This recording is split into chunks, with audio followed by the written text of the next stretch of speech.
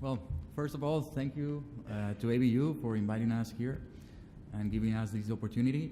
And to all of you joining the session, very appreciated your presence. So today we're going to talk about advertising going mobile. So it's actually overlaps a lot with all the OTT information. It's being provided by other speakers like Roy or this morning. But I want to get another approach. So get a bit out from the broadcast segment and take a look on why is this happening from the advertising agencies and from the telco operators. So everybody's saying we have to do something, but I just want to throw some lights on why it's so urgent that this starts happening. So, well, let's start with the first picture. That's from the US, the internet advertising or the advertising that goes in the mobile apps. Mobile is also growing more. And most importantly, now it's 2017. This was from US 2015, but globally, worldwide, 2017 is going to be the first year that digital advertisement spending is going to surpass television spending on advertising. So that's something to be looking at. And having this into account, also within this digital advertising, as we were saying, mobile is going also to grow. Now it's 60% of the total spending in advertising, but it's going to go over 72% in 2019. And why is this happening? Because, well, probably one important year is 2014. In 2014, it was the first year that we have more mobile phones than human people, globally. Think about it. More mobile phones than human people. And we're seeing that connection to internet is through mobile is growing faster and has surpassed already the desktops, the workstations or the laptops. We can see actually here in Southeast Asia, in Malaysia, there's about 35% of people that only connect to the internet through mobile. They don't use the computer, they just use mobile 35%. And in Myanmar, it's 49%. So this gives us an idea of how is content consumption going to look like in the future. So how come this happened? Well, mainly we all know, everybody has spoken about it, fragmentation and disruption. So fragmentation, a lot of new platforms came in, Android, iOS, well, thanks to Jobs, but well, the results are very good, but and Windows Mobile. So this puts new platforms in the game. And then disruption that came from the US, cable TVs and pay TV were just going very high in price, much higher in price growth than inflation. And the gap between that price growth and inflation is the perfect storm for disruption. And then it came Netflix that moved their business model from, which is the same at the end, but the flat renting of DVDs, but for online streaming. And HBO Go, follow Amazon Prime, here in this region, ViuTV, iFlix. But as it was said before, content consumption is not only video anymore. So we have these new platforms where we have also gaming. We have Facebook. We spend time on that. We also have instant messaging and browsing. And all this content is also subject to advertising. So I believe advertising is still has room for live events, for big sports and news production. So if you're doing live productions, I think you still can survive a bit on that part. But let's see what has happened last year. And I think a major change of big companies seeing that coming, it was the acquisition from AT&T of Time Warner. This vertical merger, well, now it's being reviewed to see if it's respecting equality with other competitors in the market, because they were saying that they would like to provide a free data consumption, 4G data consumption for their subscribers on the DirecTV pay TV platform. But this shows us a trend, which is a telco operator purchasing a big content producer that does Warner Bros. or HBO. And here nearby, Singapore, we've seen HBO doing a similar strategy by doing alliances with the StarHub, with Singtel, in Hong Kong with PCCW, and they're launching their own OTT platform to monetize the content. More interestingly, TVB in Hong Kong is a traditional free-to-air broadcaster, and they have gone through this strategy as well. They have launched their own OTT, and in able to reach new subscribers, they have done special deals with mobile operators as Smartphone, Vodafone, and with Hong Kong Broadband, which is an ISP provider. Those two, they don't have they only offer connectivity either mobile or home-based, but they don't have content. So for them, it's a good opportunity to bundle service and get more subscribers, and for TBB to also raise the number of subscribers. They reach already 3.9 million subscribers, and they're having profits on that platform and losses on free-to-air. So that should be telling us something. And all this is, well, I mean, those are facts, but when we are talking about predictions, how future will look in 3 years, in 4 years, and people is saying, well, mobile is going to eat the whole thing, you may argue. And that's completely, well, it's a question. When we are in 4G on mobile, who watch so many video? Not so many people. I mean, the thing is that when we are consuming data and we have packages like 6 gigabytes or 10 gigabytes at most per month, we don't do crazy things.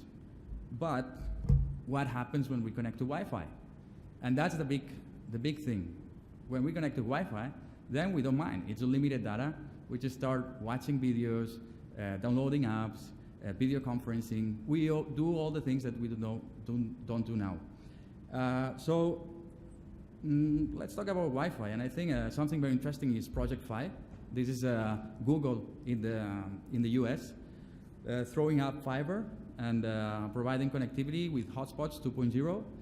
And they have made an alliance with Sprint and T-Mobile to offer well, much better packages with higher speeds and more data at a better price, so they can go after AT&T and Verizon. So, well, this is so they're deploying Wi-Fi hotspots with IP mobile, so they can roam between the Wi-Fi and the 4G, in order to also people consume content and they get the ads. So Google is looking after all these digital advertising. But then we also have Wireless Broadband Alliance, and that's, who are these guys? Well, these guys are mainly the telcos, the biggest telcos in the world, which is AT&T, China Mobile, and more of them also deploying a new network of Wi-Fi to be able to deliver content and be able to get bundling services for video, for roaming services, and connectivity at home in such a way that it's attractive and they can sell more. So they're looking after silent roamers. They know that they have just a few, maybe 10% of the users use roaming services when they travel, and they want to expand that, and they can do it through these Wi-Fi networks by offloading all the costs that they have to pay to the third-party operators of the different countries, and at the same time they can provide content and connectivity. So that's coming, and well, the last thing that is also coming is smart cities. So I think most of you may be familiar with wireless at SG. Singapore already has a complete Wi-Fi, free of access for the Singaporeans. It's not great speed yet, it's maybe 5 megabits per second, but everybody can access and can be connected. And they're even talking about connecting the robots to those Wi-Fis, but that's another thing that is coming. And global cities around the world, they're meeting and having meetings to deploy these kind of Wi-Fi networks, because they're interested in, well, managing the congestion of traffic, tourism, where there are bottlenecks, a lot of things, but at the end they're providing Wi-Fi access. So, well, that's quite a challenging momentum for most free-to-air broadcasters, especially privatized, because what it looks like is that advertisement is going to switch completely to these, to the apps and to the mobile platform. So planning is important. And well, as Antoine de Saint-Exupéry would say, a goal without a plan is just a wish. So what should we do now? As broadcasters, I think there's many things that can be done. And basically, those are diversifying and look for new revenue sources. You cannot only depend on advertising. That's, I mean, if you keep depending on advertising, that's just going to keep shrinking. And, well, it's going to be very difficult unless you're a public service or a public entity. So in the private sector, well, you need to pull audience, so be very, do auto promos and have your brand awareness over social networks, so fire back. So Facebook is also managing a lot of advertisement, but you can use their platforms also to advertise and pull the audience. And when we're talking about diversifying and looking at other revenue sources, well, if you can invest, the best option is to go through OTT. Why? Because you can retain your audience, and that's the key thing. That's the important thing. Why you use, for example, Line or WhatsApp? Most of you here probably do not use WeChat, that it's used in China. That's because they have an audience. They have, they're retraining their customers. And it's not because one is better than the other. So you gotta better watch out and try to keep your audience. But if you don't have that investment, and you can also diversify through telco operators, that they will manage the subscribers for you, but you maybe have a shared revenue model. But actually, I would suggest to be very careful when doing that in terms of the rights, or the digital rights. So there's a lot of geo-fencing on OTTs, and this should be completely changed. I mean, if I'm a subscriber of HBO Go in Hong Kong and I'm traveling to Malaysia, why I should not be able to get into the HBO content because I'm in Malaysia? So that should be a more concern on end user region.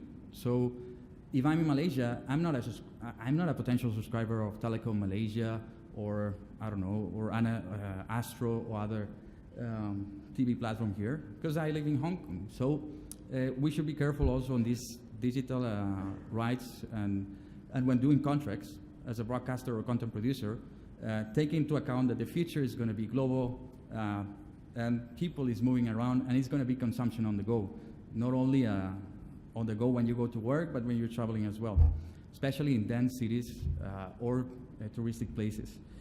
And well, as we said already, don't let others manage your audience, and start with an attractive offer. If you go to OTT, for example, TVB, what he was doing, they got in a special arrangements, and they just charged 10 Hong Kong dollars for getting the 30 channels OTT platform bundle with a smartphone or Hong Kong broadband.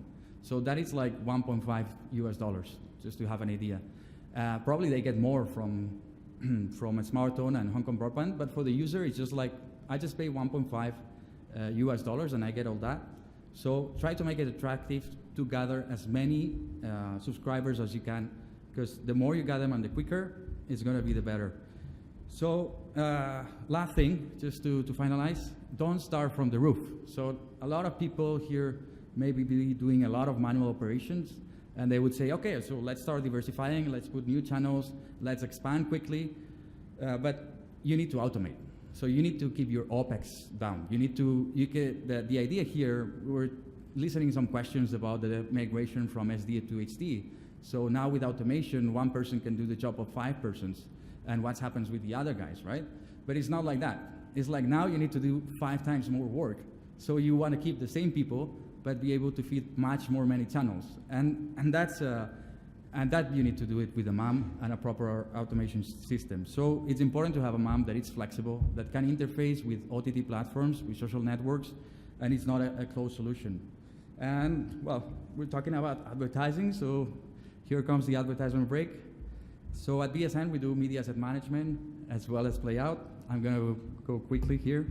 So, well, we have a complete solution for management solution for content preparation, from the acquisition to the dubbing, subtitling, to distribution, to linear, OTT, social networks, and final archiving. Also production asset management to engage with the analysts, projects, BPM for workflow automation, and analytics. Analytics is quite important to see when you have all this data, proper metadata in the content, be able to get reports about your processes, where you have the bottlenecks, how much cost, what is the cost for producing certain content, and if you engage it with the impact of social networks or your OTT, then you get really what is the result or the outcomes of those content that you're producing.